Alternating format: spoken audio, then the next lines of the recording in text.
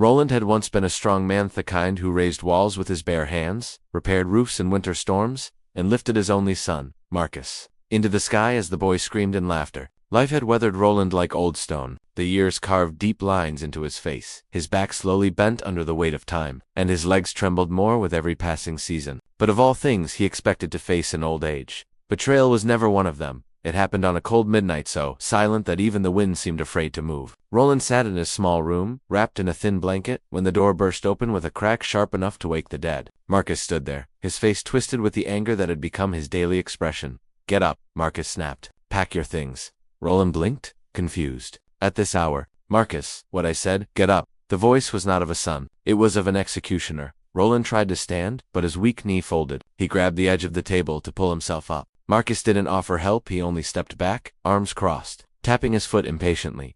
"You think I'll keep carrying your burden? Feeding you? Paying for your medicines?" Marcus hissed. "I'm done. You walk out of this house now." Roland's breath froze. "Marcus, my son? Where would I go?" "It's midnight. Not my problem," Marcus said. "Get out."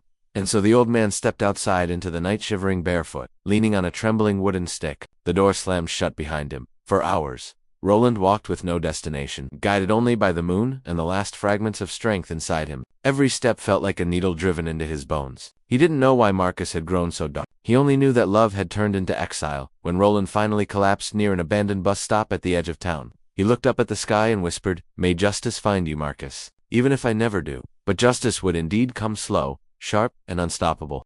Morning found Roland half-conscious, his breath shallow. A distant voice broke into the fog of his fading awareness. "Sir, can you hear me?" A young woman leaned over him. Her name was Leela, a volunteer nurse on her way to the local clinic. She saw Roland shivering and wasted, more ghost than man. Without hesitation, she called for help and brought him to a small medical shelter run by elders in the nearby town of Velon. Roland woke on a clean bed, wrapped in warm blankets, with broth steaming beside him. Leela sat by his side. "You're safe now," she said gently. "What happened to you?" Roland hesitated, then told everything. The midnight Marcus's cruelty, the years of shouting, disrespect, and slow abandonment. Leela's expression darkened with each detail. "That man will answer for this," she said. But Roland shook his head. "Revenge is a heavy stone. My bones can't carry it." "Then let someone stronger carry it for you," she replied. What Roland didn't know was that Leela was not just a nurse. She was the niece of Aldrich Hale, a retired investigator with a reputation most criminals feared. When Leela told Aldrich what Marcus had done,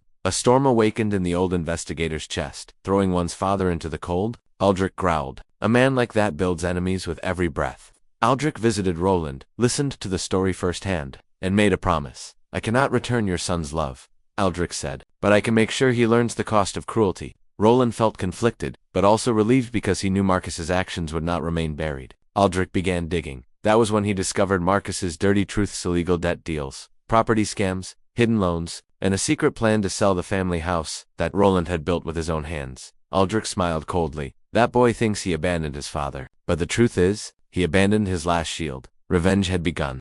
Marcus expected an easy week. He woke late, drank, gambled, yelled at neighbors, and bragged loudly about finally getting rid of his old useless father. But the world around him had already started shifting.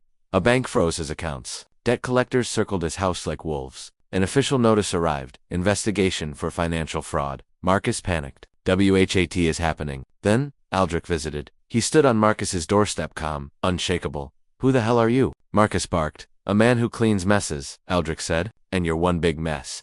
Marcus tried to slam the door, but Aldrich blocked it effortlessly. "You cast your own father into the cold," Aldrich said. "That tells me everything I need to know about what else you're capable of. So I looked into you, and you've been very, very busy." Marcus paled. "You have no right." "I have every right," Aldrich replied, "and so does the law." Within days, Marcus's reputation crumbled. Banks demanded repayment, former partners came forward with complaints, newspapers exposed his scams. He became a man hunted by his own sins. But the final blow was yet to come. One morning, Marcus stormed into the clinic where Roland now lived, bursting into the entrance with bloodshot eyes. "You old traitor," Marcus screamed. "You caused this. You ruined me." Roland stared, heartbroken yet steady. "I did nothing, Marcus. Your own actions returned to you."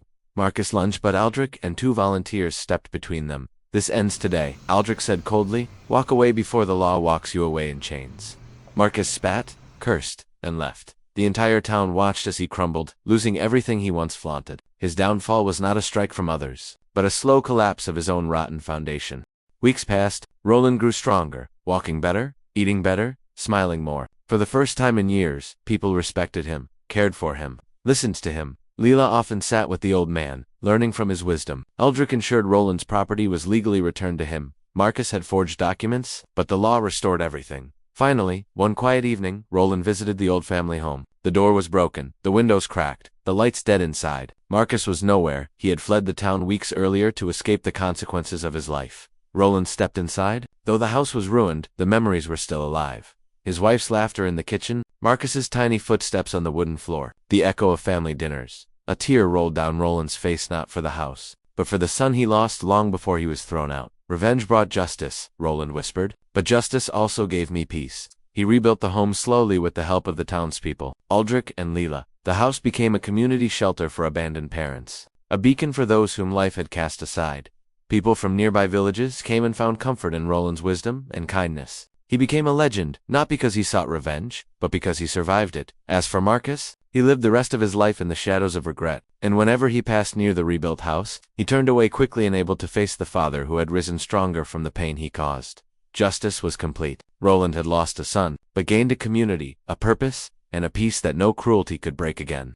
Revenge is powerful, but justice is more meaningful. Roland didn't seek revenge. Others brought him justice. The story teaches that revenge fueled by hate destroys, but justice fueled by truth restores balance.